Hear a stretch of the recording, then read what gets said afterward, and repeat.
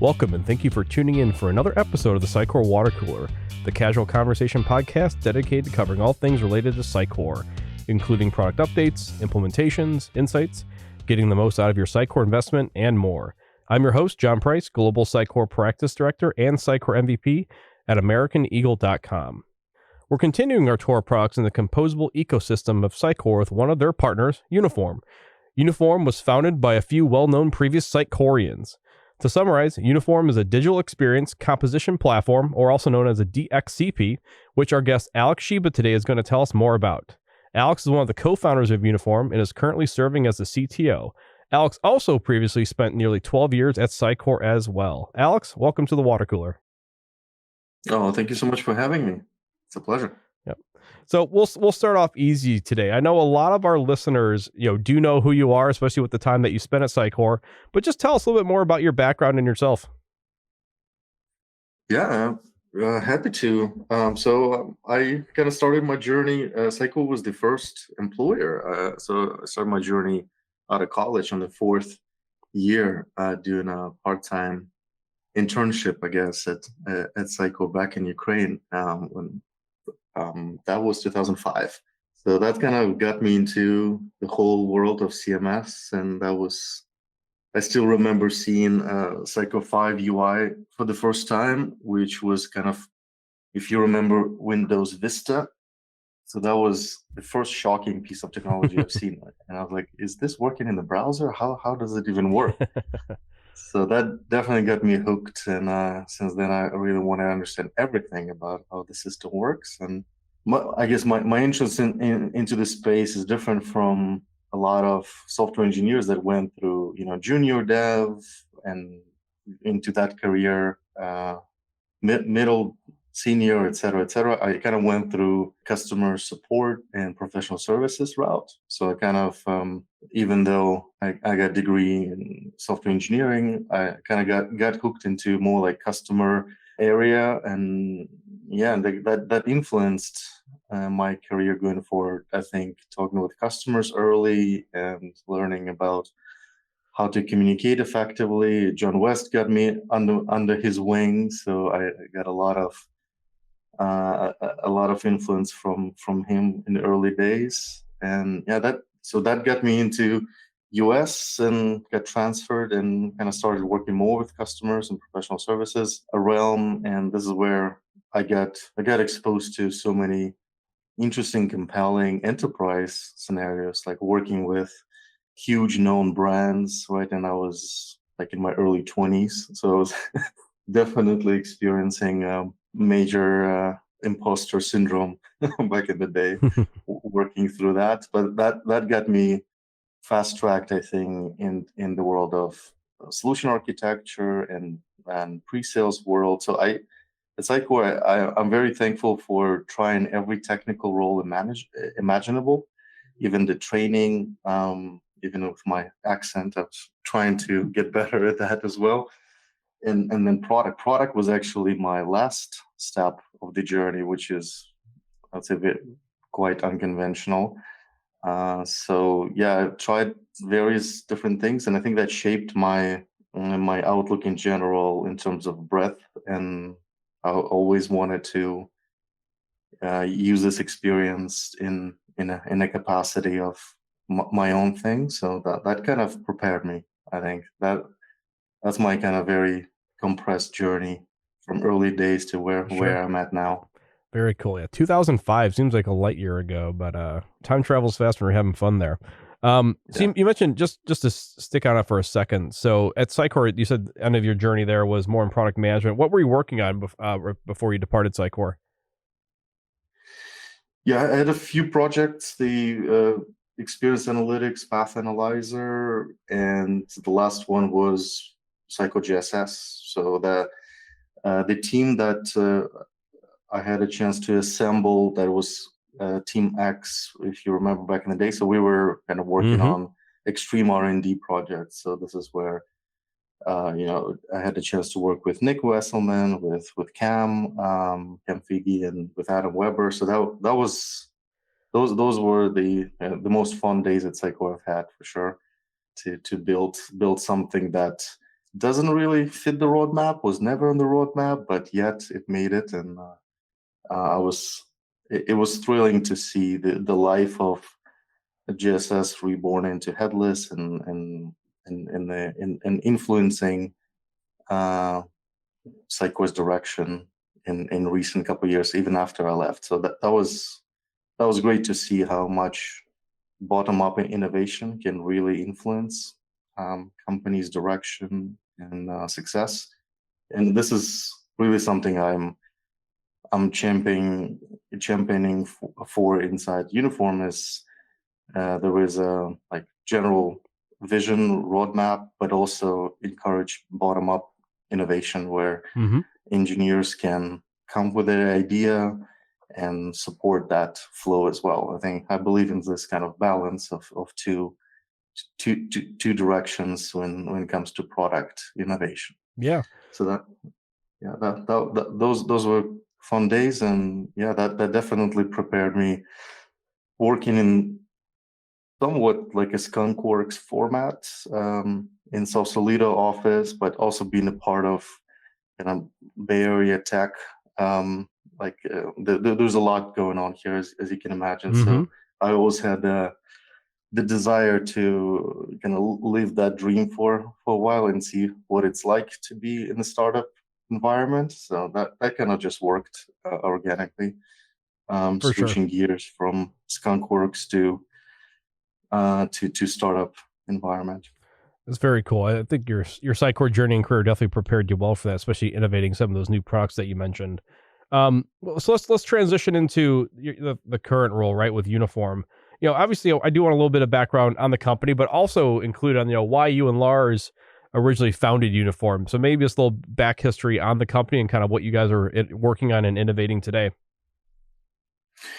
Yeah, so we have three co-founders. So Adam Kahn, Lars Peterson, and myself, and we kind of connected around the need in general to create a new type of system. I would say by having this sort of agency, a year in agency mode, we had a chance to kind of recalibrate on what's actually happening in the space and what do the customers need and want.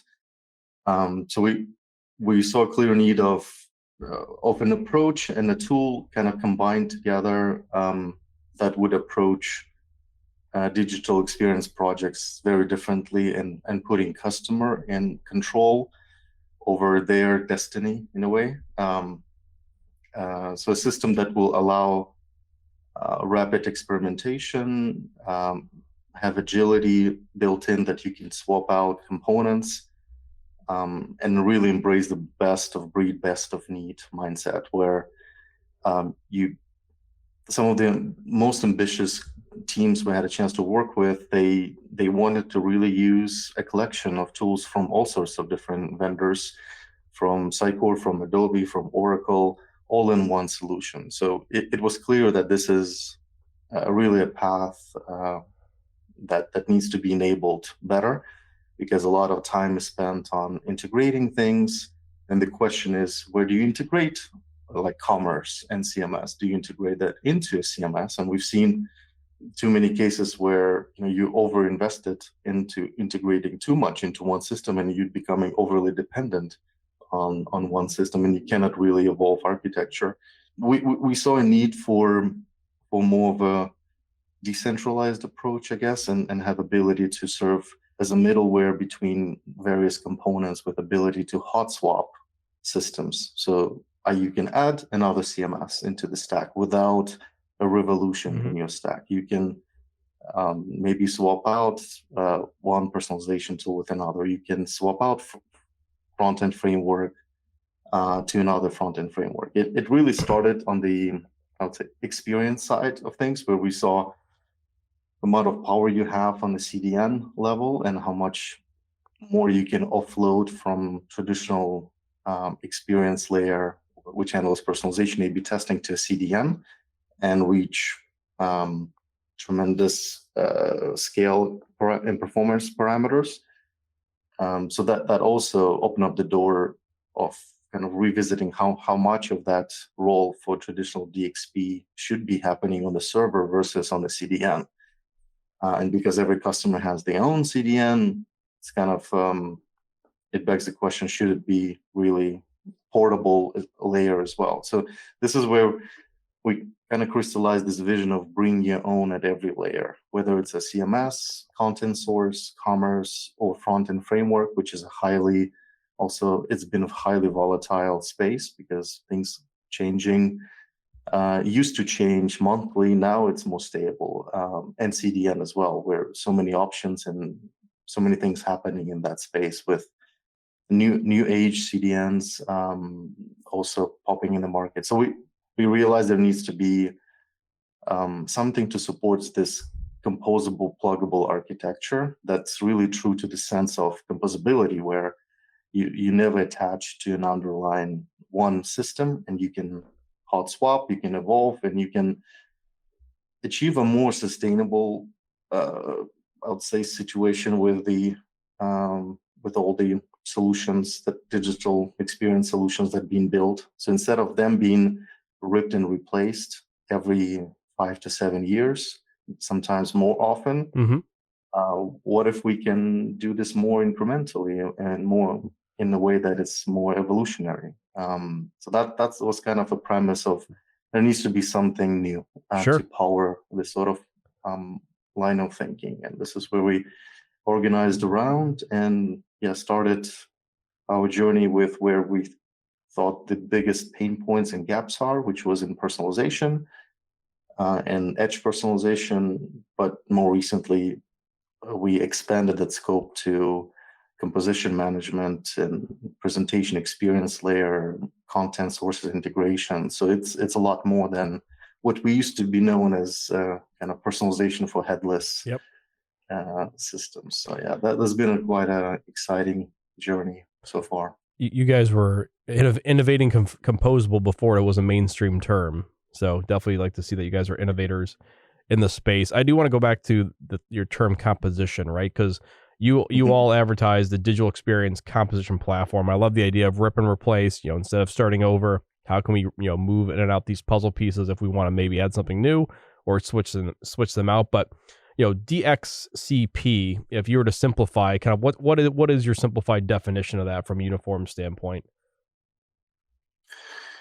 Yeah, if we anchor this to I think this audience's understanding of what system like Sitecore represents. There is 3 layers, the way I think about it, a CMS, and same thing applies to AEM and other systems built in mid-2000s. There was a core content layer, which is agnostic, like content items, data templates, and every CMS calls it differently, but same idea. Right. And then presentation layer that is built on top of that. So that abstraction gives you renderings, layouts, and all of that. That whole power capability that allows you to build pages, right? And even though there's no formal definition of a page in classic Sitecore sense, we talked about page level items, right? Which is really content item with layout attached to it. But it is a thing of its own and a layer that exists in those systems. And then experience layer that sits on top of that is what provides personalization, A/B testing, some of those marketing capabilities.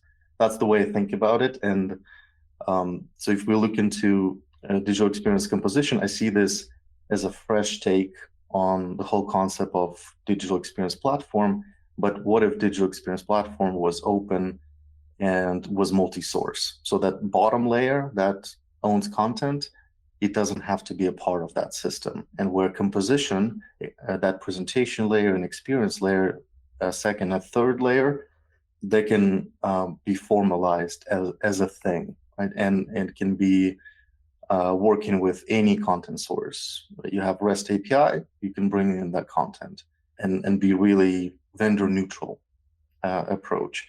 So that act of a composition comes together on a page level content whether it's a page or a screen, if you're building for mobile or kiosk or whatnot, it's an experience that you build out of components. So formalization of that layer, and being able to bring content from any source, that's really what it's all about at the core level. With, of course, the visual capabilities as well, because as we all know, the difference between headless and the traditional kind of suites approach is that WYSIWYG and live preview is not always there. And in most cases, that's the definition of headless. You don't have anything that renders that experience. So we saw this as also a big missing piece. So as folks transition into these platforms, they have the expectation of seeing everything that's on my page, being able to find content easily edited visually, seeing real life preview, and that becomes kind of an icing on the cake kind of layer on top of the underlying premise of digital experience composition. So it's really embracing the fact that everything is built out of components, and about atomic design principles, and that content exists. Typically, in the average customer that we're dealing with, there is 3 to 4 content sources that are powering the web experience. So we think there needs to be a way to embrace that. So that's what we did with Mesh, ability to build this content integration easily, visually, without even code, and activate content that may be trapped in the content sources. Bring that into a modern front-end component is just a few clicks. So that's kind of how I think about it. Yeah. So I want to unpack your last comment there, kind of about with Mesh specifically. So with your platform, for more of the business users or even marketers or content authors on the podcast, so you guys have a technology that actually allows them to construct a page or pages even in a headless environment, where in a traditional headless environment, like with Contentful, you're having developers build that UI, but you guys have kind of helped solve that problem, where you're actually giving them the ability to kind of construct a page on their own. Yeah, exactly. So there's a notional component library that's configured for you to use, and you can build any number of pages using that set of components. If we look into like classic headless scenario, you can model components and pages in a headless CMS because it's just content types, but it never feels like first-class capability. It feels like some architect's idea of what that layer could be, and it's always shallow, limited, and it requires a lot of cognitive load on the business user operator, especially when they go from project to project in a large organization. Every project will be a unique take on what that abstraction could be. With Uniform, and one of the reasons we called Uniform, we want to make that layer uniform for practitioners as well, and for developers, that you don't have to specialize around a CMS anymore, and you can go from web property A to web property B very easily, because it's the same concepts of components and compositions. Once you grok that, it's smooth sailing. So that's kind of the whole reason why we wanted to formalize that as a thing, and it seems to be resonating really well with analysts and the market in general. Perfect. And that's one of your, we'll say, differentiators, because when we compare you to like a Vercel or Netlify, they're just hosting the front end app, a headless app, right? You guys add that additional layer in, for a headless app, where you give them additional editing capabilities, where they would maybe not get that with a separate hosting provider. Yeah, we do not compete at all in that. Exactly. We build to work well with either, and since we don't have a front end in a box, you plug in your own deployment front-end cloud, or the front-end delivery platform, or CDN of choice, whatever you call it, right? So sometimes when we talk to IT teams, and they are on 5-year Akamai contract, and they're not moving anywhere, and they're happy with that technology selection. So we are well aware of that. Sometimes the team is going through a selection process. When they think composable, they revisit the choices, not just CMS choices, but the front end and CDN choices as well.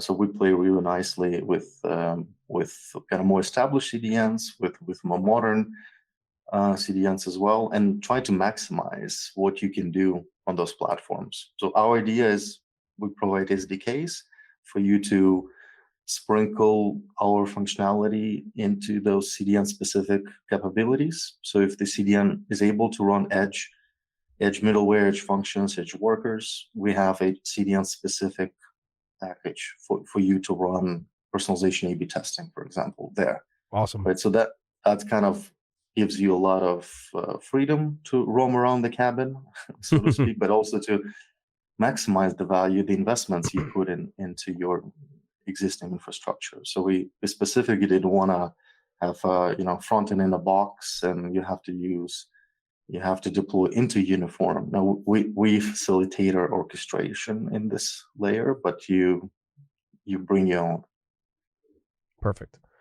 So with that said, if I switch back to Sitecore's composable strategy, I'm going to put you on the spot here for a use case or customer use case that you want to highlight here. So if we take Sitecore specifically, we now have like XM Cloud, we have personalized CDP, Order Cloud, you name it. Do you have any recent case studies or just relevant use cases that you think that someone's using Uniform really well in the Sitecore context and with these new products? Anything you can give us? Yeah, we have customers that are on all sides of the spectrum. The ones that extended their investment into Sitecore and decided to stick with Sitecore for longer by embracing modern front end, by connecting Uniform on top of Sitecore and sort of get that instant composability and front end modernization. So we talk about this paradigm of express train and local train. So we have a way to provide you with the express train to composability if you want to move fast. If you cannot move fast, we have a couple of local trains you can take, and those local trains will give you physical decoupling of your content delivery. You can reduce amount of content delivery servers or completely eliminate them. You can turn your Sitecore site static, your existing MVC site, and then incrementally go through migration to React, Next.js, and then decoupling of the whole presentation experience layer on your own terms, depending on how fast you're willing to move and how much you're willing to invest. So the spectrum in the Sitecore ecosystem is so wide, there is really no one approach. So we typically work out, okay, what's your objective this year? What is your major pain that you're experiencing? Is this maybe cost of the infrastructure? Is this maybe performance? Maybe it's inability to run personalization at scale on CDN. So that's very unique per customer, and sometimes we build out this kind of multi-month roadmap for them how to get into composable on their own terms. So this is kind of we combine expertise of our solution architects that's also have on average 10-year of Sitecore experience with the product, and typically work out the best plan going forward. Migration conversation as well. Like if some customers do not see their future with Sitecore, and it's not just situation with Sitecore, it's just things change. Parameters change in the equation. Sometimes you need to re-platform. So there's ways to do that as well. So it's really no size fits all. Our general approach to composability is that we work out a way with minimum changes to their existing Sitecore investments. So if they are on Sitecore 9, Sitecore 8, we can get them to composability with our connector in a matter of days, sometimes quicker. And so that's the whole idea, and they don't have to touch their existing investments, and they can extend that lifetime quite a bit. Yeah, I love the roadmap idea and kind of the middle ground on working your way to composability. There's thousands of Sitecore clients that are on MVC.net. I love the idea of kind of getting them to this first step here, decoupling and then Mhm. eventually maybe rewriting and, eventually XM Cloud, maybe Next.js, et cetera. So sounds like a really good way for existing Sitecore clients to get the most use out of your platform. Yeah, definitely. And we have integrations with other parts of Sitecore ecosystem as well, with Order Cloud too. Perfect. So, and the job of creating integration, if you have REST APIs, is actually you can build it visually just by using our REST generic REST integration data source type, and it's that easy. But on top of that, there's Mesh SDK to do more bespoke UX side of the integration. So you have like custom content pickers. So if somebody wants to go and play and integrate with another service that Sitecore has to offer, that we built for that sort of openness and composability, and we really don't have a horse in the race, so to speak. The challenge of building a vendor neutral platform like Uniform is it's an ambitious challenge, to be honest, right? So maintaining this Switzerland-like philosophy is our DNA, and that's why we're investing in agencies and partner channel as one of our main investments, because we're not building these solutions. We rely on agencies to deliver those solutions, but we do a lot of enablement together. So that's where the extensibility story is even more interesting, because if you have some sort of custom bespoke system, or maybe older enterprise system that may not have great APIs, you can still integrate with that. And we want to make sure we have a story there as well. So it's a lot more inclusive than this is just modern headless systems and that's it, right? Yep. The reality is that there may be a homegrown system with some sort of old API, but it may not be fast enough, but you want to get that content out to your front end. And this is where our edge-based delivery comes into play, that even your API is slow, it's not built for to be used at runtime at scale, our edge enhancing layer will actually take care of that. So there's a lot of interesting capabilities there, especially for system integrators and agencies to build on top of. Perfect. Awesome. So I got one final question for you today, Alex, and it's about your product roadmap, what you can share, what you can maybe tease us with. So it doesn't have to be related to Sitecore specifically, but what are some of the exciting developments you guys have coming down the pipeline beyond the products you guys already have, or maybe even it's an enhancement to a product that you already have this year, or maybe in the future? Yeah, it's a great timing actually, because next week we have another product launch. So by the time this airs, I think this will be public information. So I can definitely share that. So as we're focusing a lot more on the marketer and the practitioner persona. So we have developer story nailed pretty well. At this point, we want to make sure that our tools are positioning the marketer and turning marketers into superheroes at work. So that's kind of our vision now.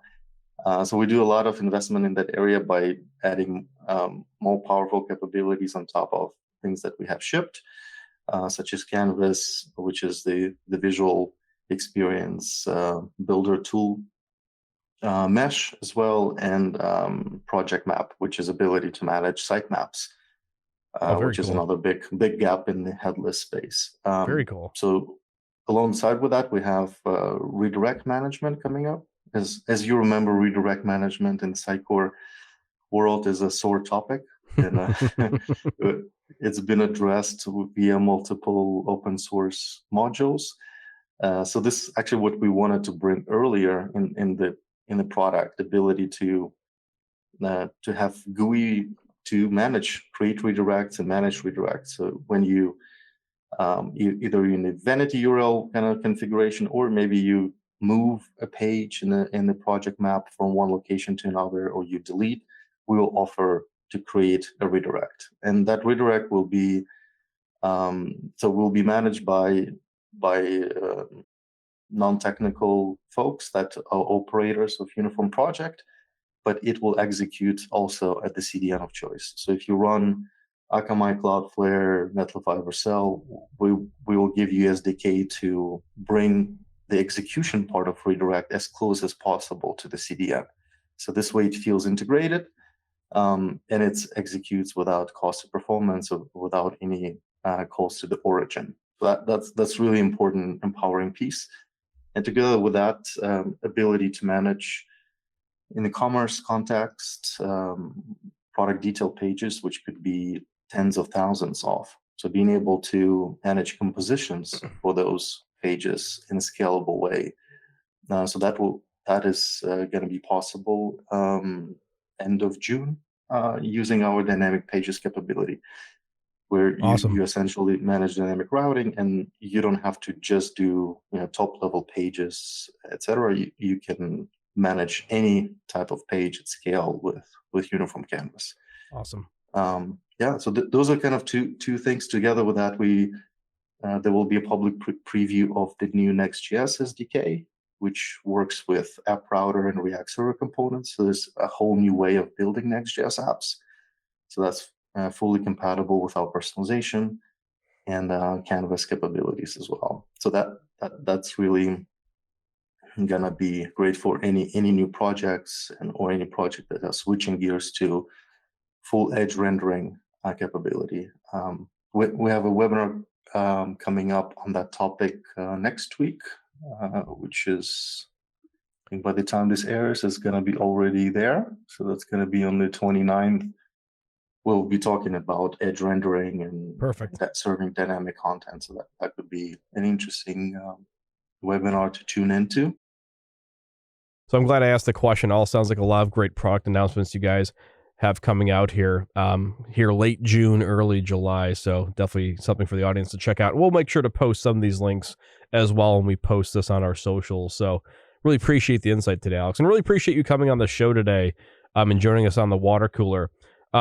Again, we hope to have you back in the future, further collaborate with you in the future. We'll definitely have you back on the show again soon. Sounds good. And there's one more live stream I forgot to tell you about. Please do. A quick second. So this is going to be it's a live stream series that we're doing with Tim Bennix. It's going to be my sidekick for that effort. Okay. So there's going to be a few live streams, very much live YouTube format and kind of show, not tell, kind of fun format. And it's called What Legacy? It's kind of playing words, challenging the whole notion of legacy technology in general, and actually showing what's possible. We're going to start with Sitecore space because we know this really well, and, very cool. And show what we can talk about front-end modernization. And what could be more interesting for this audience is we're going to open up conversation around skill and experience we use, specifically Sitecore skills and how they apply to the world of composable architectures. And we have a few interesting data points from customers that kind of took the leap, and they were surprised how much they were able to reuse of prior skills with new systems, and how relatable, translatable those skills are. So I think there's going to be an interesting conversation to have with Sitecore community and show what's possible. So super excited about that. We'll have one coming up tomorrow, actually on 22nd, but we'll try to do them monthly. So awesome. Look out for those as well. And that's something we've talked about in the past on the show is, how can existing Sitecore developers in the community make that jump to Composable? So it sounds like some really great topics. So I'll definitely be tuning in myself. So we'll make sure to post a link in the chat for everyone after they listen to the episode. Awesome. Cool. Thank you so much. Sure. All right. Thanks again to Alex Shyba from Uniform for joining us today on the Sitecore Water Cooler Podcast, a casual conversation between colleagues and peers centered around all things Sitecore. I'm your host, John Price, and until the next time we meet at the Water Cooler, be sure to subscribe to the Sitecore Water Cooler Podcast today, wherever you find your podcasts. This episode is brought to you by AmericanEagle.com Studios, with special thanks to executive producers Renee Nelson, Julia Klepich, and Brian Winger.